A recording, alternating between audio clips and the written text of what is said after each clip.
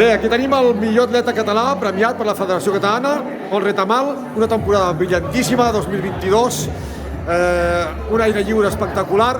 Ens explicava ara fa poc breument que havia passat per unes dificultats molt grosses, amb una lesió, però al final ha fet un aire lliure espectacular. Campió d'Espanya, i unes marques amb un vent en contra que jo encara hi estic pensant que són espectaculars. Aquest any la pista coberta ha anat a un camí bastant millor que l'any passat, per comparar-ho.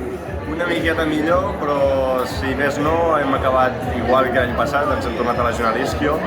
Semblava menys del que jo inicialment pensava, però al final ha sigut afectat el tendó també, així que ens ha tingut una bona temporada llarga fora de les pistes, però sembla ser que ja estic del tot recuperat, així que ja en pistes a l'aire lliure.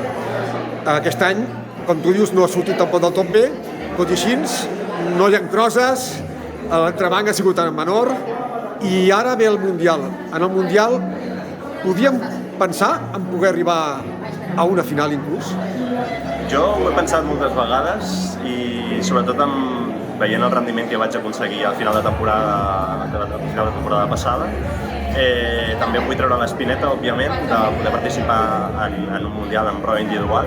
I per què no? Jo crec que sí, que som ambiciosos i de cara en vistes a París, jo crec que entrar en una final mundial doncs, ens obre moltes portes i és el primer pas a tot el que pugui passar. Doncs moltes gràcies per les paraules als amics de l'atletisme català. Merci.